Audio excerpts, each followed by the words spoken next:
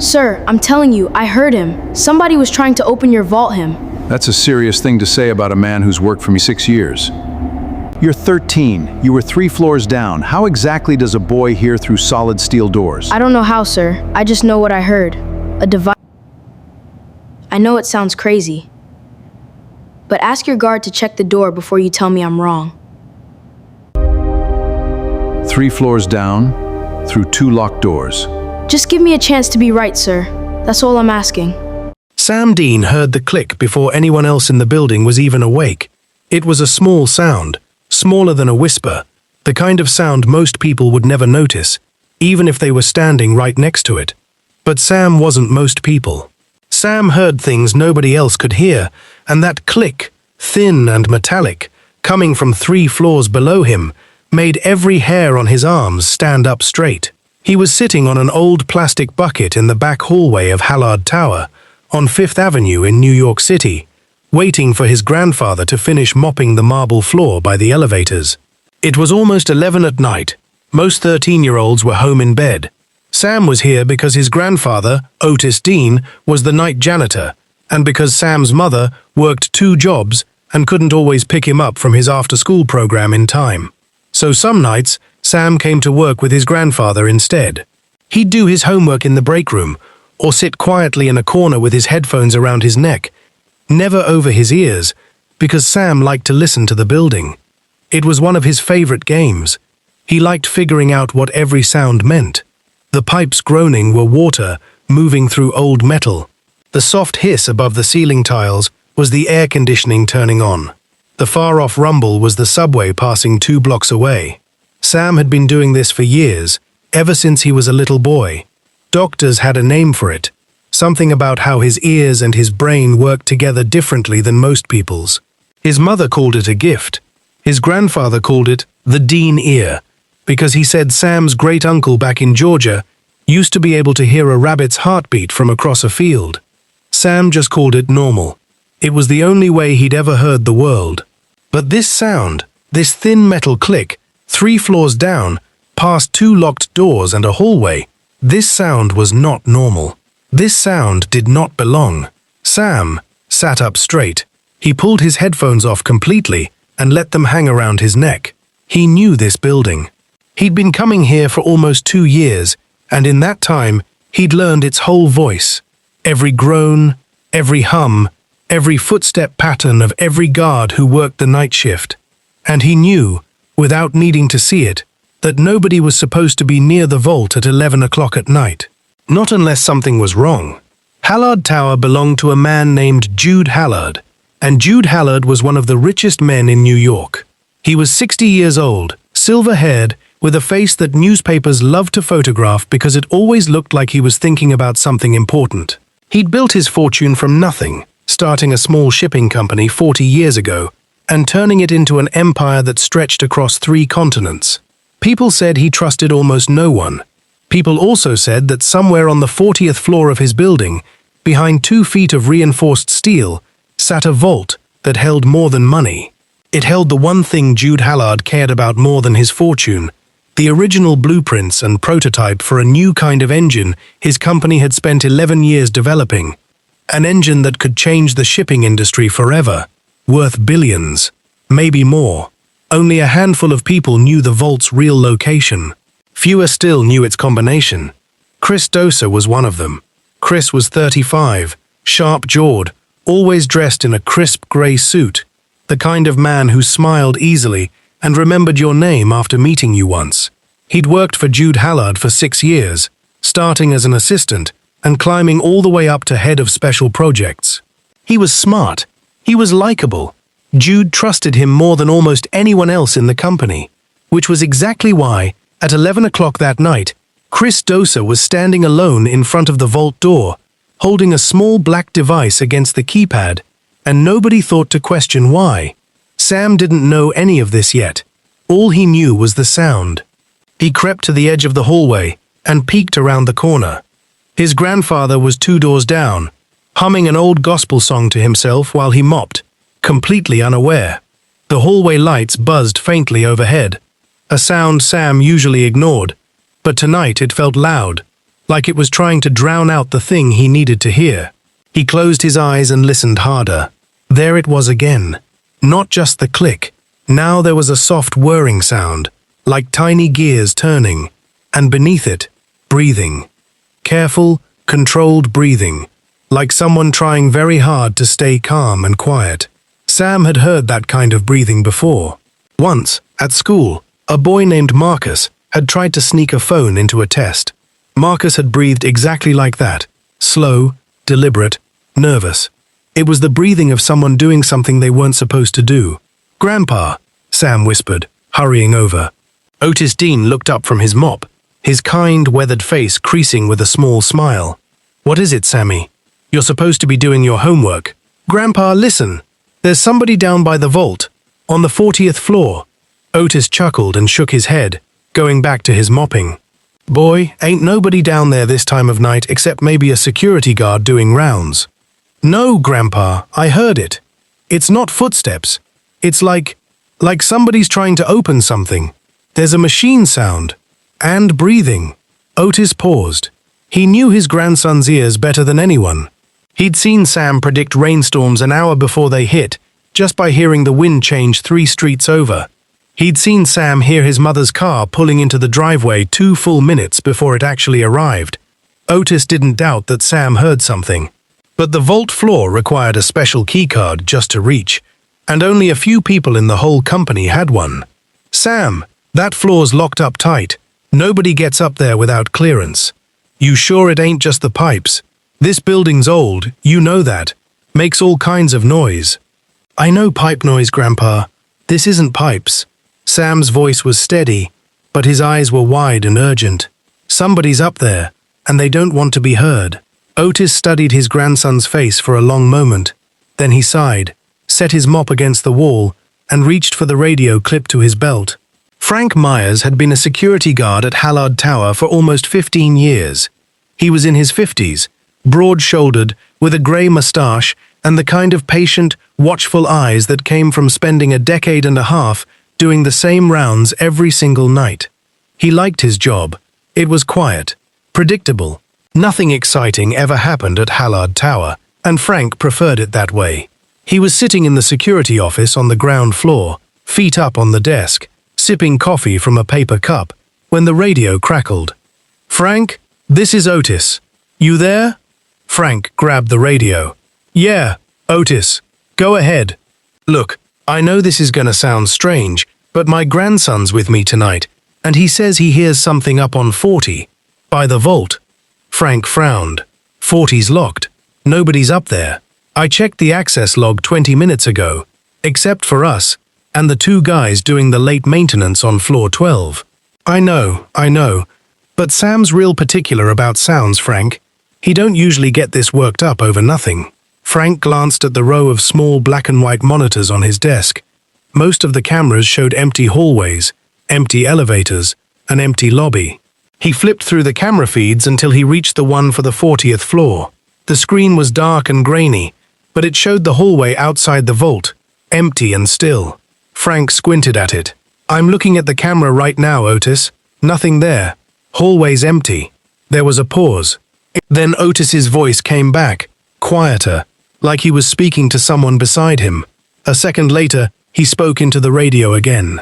"Sam says check the vault door itself, not the hallway. He says the sound's coming from right up against it." Frank sighed and leaned closer to the monitor. The angle didn't show the vault door directly, just the hallway leading up to it. He could see the very edge of the door's frame, a sliver of grey steel at the corner of the screen. And there, barely visible, was a shadow. A small, still shadow that hadn't been there a moment ago. Frank sat up straight, coffee forgotten. "Otis," he said slowly, "I think you better bring that grandson of yours down here." 3 floors below the vault, in the elevator, Sam stood between his grandfather and Frank the security guard, his heart pounding so loud he could hear that too. Frank had a serious look on his face now, one hand resting near the radio on his belt, the other near the small flashlight clipped to his belt. "You sure about this, kid?" Frank asked. Not unkindly, just careful. "This isn't a game. If there really is somebody up there, This is serious. I'm sure, Sam said. His voice didn't shake. There's a person, breathing careful, like they're trying not to be heard. And there's a sound like small gears, something mechanical, working on the door. Frank exchanged a glance with Otis. Otis just nodded, the way a man nods when he trusts someone completely. The elevator doors opened onto the 40th floor, and immediately Sam felt it. The air here was different, colder, quieter. This floor had no offices, no cubicles, nothing but a long marble hallway leading to one single door at the very end, the vault. Frank held up a hand, motioning for them to stay back and stay quiet. He crept forward, flashlight off, moving slow and careful along the wall. Sam watched him go, his own ears straining to pick up every sound in the hallway. The whirring sound was louder now, steady, rhythmic, like a tiny drill or a device scanning through numbers one by one. Frank reached the corner and peered around it. And there, in the dim emergency lighting, was Chris Dosa, kneeling in front of the vault door, a small black device pressed against the keypad, its tiny screen flashing through combinations one after another. Frank's first instinct was surprise. He knew Chris Dosa. Everyone in the building knew Chris Dosa, Mr. Hallard's right-hand man, the guy who always had a smile and a firm handshake, who once brought donuts for the whole security team on Frank's birthday. It didn't make sense. But then Frank remembered something. Chris Dosa didn't have vault access. Only Mr. Hallard did, and one other executive who was currently on a business trip in London. Chris wasn't supposed to be anywhere near that door, let alone kneeling in front of it with some kind of hacking device at 11 o'clock at night. Frank stepped back around the corner, pulled out his radio, and spoke as quietly as he could. "Dispatch, this is Frank Myers at Hallard Tower, floor 40. I need the police here immediately. We have an attempted break-in at the executive vault. Repeat, attempted break-in, floor 40. Behind him, Sam's grandfather put a protective hand on Sam's shoulder and pulled him back toward the elevator. But Sam didn't want to leave. Not yet. "Wait," Sam whispered. "I hear something else." Everyone froze. "What is it, Sam?" Otis asked quietly. Sam closed his eyes, focusing past the whirring device, past his own grandfather's breathing, past Frank's radio crackling softly.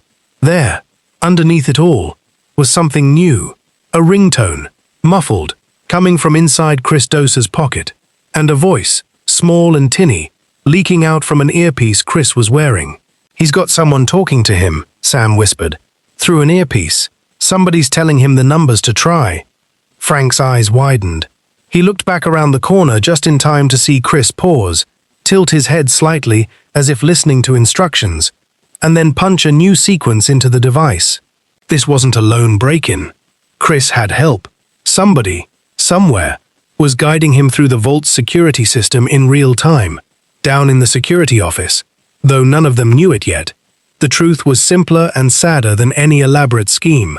There was no criminal mastermind on the other end of that earpiece. It was a man named Victor, an old college friend of Chris's, who now worked in cybersecurity, and had, over the past few months, helped Chris slowly piece together fragments of the vault's access codes from old system logs Chris had legitimate reason to view. It had started small, Chris telling himself he only wanted to look at the blueprints, just once, just to understand what all the fuss was about. Jude Hallard talked about that engine like it was his own child. Chris had spent 6 years watching Hallard trust everyone else with small things, and nobody with the big one. Something bitter had grown in him, quietly, over those 6 years. Tonight, that bitterness had finally pushed him to do something he could never take back. But none of the people standing in that hallway knew Chris's reasons yet. All they knew was that a trusted man was doing something he shouldn't, and a 13-year-old boy's ears were the only reason anyone had found out in time. Frank made a decision. He couldn't wait for police to arrive. Chris was close. The device's screen showing it had already narrowed down to the final 2 digits of the combination. If Chris finished before backup came, the vault would be open, and whatever happened next would happen fast. "Stay here," Frank told Otis and Sam firmly. "Both of you. I mean it."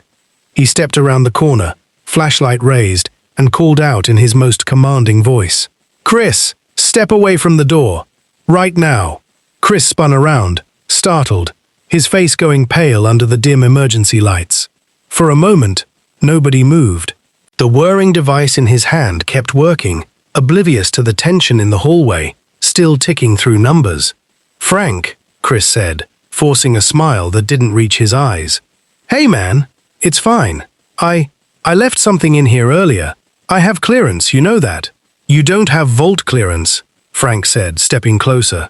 "And that thing in your hand doesn't look like a keycard to me." Chris's smile faltered. His eyes darted toward the elevator, toward the stairwell, calculating something. For one tense second, Sam, still peeking around the corner, despite his grandfather's hand on his shoulder, thought Chris might run. Instead, Chris's shoulders sagged. The device in his hand beeped once, softly, and its little screen went dark, as if it had just given up along with him. "It's not what it looks like," Chris said quietly. "Then what is it?" Frank asked. Chris opened his mouth, but no answer came. In the silence, Sam heard something else. The elevator, arriving, doors opening 2 floors below, and 2 sets of heavy footsteps hurrying up the emergency stairwell. Police. They'd arrived faster than Sam expected. Everything after that happened quickly, the way big moments in life often do. Slow to build, and then over in a blur. 2 police officers arrived, calm and professional, and asked Chris to step away from the vault door with his hands visible. Chris didn't resist. He looked, if anything, relieved, like a man who'd been carrying something heavy for a long time and was finally allowed to set it down. The little black device was taken as evidence. Chris was asked questions, quietly, off to the side. And though Sam couldn't hear every word, he caught enough. Mentions of an earpiece, of a friend named Victor, of just wanting one look, of years of feeling passed over. Otis kept a firm hand on Sam's shoulder the whole time, and though his grandfather's face was serious, Sam noticed something else there too. Pride, plain and warm, the kind that didn't need words. It was nearly midnight when Jude Hallard himself arrived at the building. He'd been called the moment the police confirmed the break-in involved his vault, and he'd come straight from his apartment across town, still wearing his coat over pajama pants, his silver hair uncombed for the first time anyone at the company had ever seen. He moved through the lobby fast for a 60-year-old man, worry etched deep into his face, and didn't slow down until he reached the 40th floor and saw, with his own eyes, that the vault door was still closed, still locked, still safe. He let out a breath so long it seemed to deflate him. "Is everyone all right?" he asked, looking around at the small group still gathered in the hallway. 2 officers, Frank, Otis, and, tucked slightly behind his grandfather, a 13-year-old boy in a school hoodie. "Everyone's fine, sir," Frank said. "Vault's untouched. Whoever it was got close, but they didn't get in." "Who was it?" Jude asked, though something in his voice suggested he already feared the answer. Frank hesitated. "Chris Dosa, sir." Jude Hallard's face went through several emotions at once. Disbelief, then something like pain, then finally a tired, heavy acceptance. The look of a man realizing that trust, no matter how carefully placed, can never be entirely guaranteed. He said nothing for a long moment. Then he asked the question that mattered most. "How did you catch him in time? The camera on that hallway barely shows the door. If he'd had 10 more minutes." Frank glanced down at Sam. "Wasn't me, sir. It was him."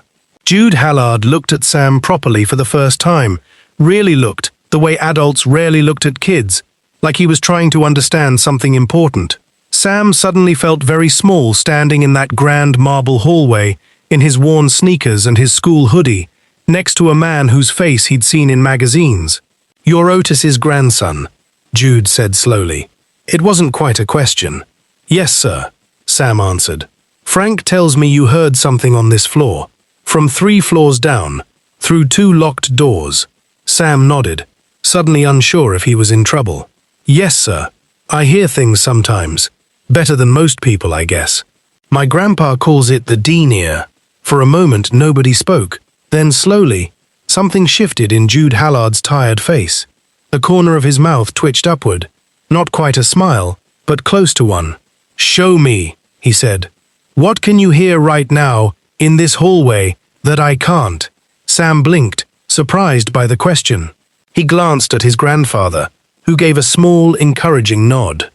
Sam closed his eyes and listened. "The elevator's moving," he said after a moment. "Not this one, the freight elevator, all the way on the other side of the building. Somebody's using it. And there's water running 2 floors up, probably a bathroom sink somebody forgot to turn off. And your watch is ticking, sir. It's a little fast. I think it's running about 4 seconds ahead every minute." Jude Hallard looked down at the gold watch on his wrist, an antique he'd inherited from his own father decades ago, one he'd never once had checked for accuracy. He stared at it for a long moment, then let out a short, surprised laugh. The first real laugh anyone in that hallway had heard from him in a long time. 4 seconds a minute, he murmured. "I'll be damned." The story could have ended there, but real life rarely wraps up as neatly as that. In the weeks that followed, Chris Doser faced serious consequences for what he'd done. The company pressed charges, though Jude Hallard, in a decision that surprised many of his colleagues, asked the court to consider leniency, saying that a man who felt overlooked for 6 years deserved a chance to explain himself, even if what he'd done was wrong. Chris never got near the vault again, of course, but he wasn't thrown away entirely. Jude, in his own quiet way, understood something about being surrounded by people and still feeling unseen. It didn't excuse what Chris had done, but it explained it.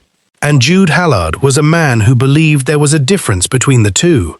As for Sam Dean, his life changed too, though not in the flashy way people might expect. Jude didn't turn him into some kind of celebrity, didn't drag him in front of cameras, or make grand public announcements. Instead, a few days after that night, Jude visited Otis during his shift and asked, quietly, if Sam might like a job. Nothing too demanding, just an after-school position helping the building's small technical team test their sound and security equipment. It turned out, a boy with ears like Sam's could catch flaws in an alarm system that expensive machines sometimes missed. Sam accepted immediately, mostly because it meant more time with his grandfather, and partly because, for the first time, an adult outside his family had looked at his strange, extraordinary hearing and called it useful instead of unusual. Otis kept mopping the marble floors of Hallard Tower most nights, humming his old gospel songs, prouder than he ever let on. And Frank Myers, who'd spent 15 quiet years, hoping nothing exciting would ever happen on his watch, found himself telling the story of the night the kid heard the vault to every new guard who joined the team, embellishing it a little more each time, though the heart of it never changed. Sam still sat on his old plastic bucket some nights, headphones around his neck instead of over his ears, listening to the building breathe around him, pipes groaning, elevators humming, the faint tick of a watch 4 seconds too fast, somewhere up on the 40th floor. He'd always heard things nobody else could. That night, for the first time, someone had finally listened.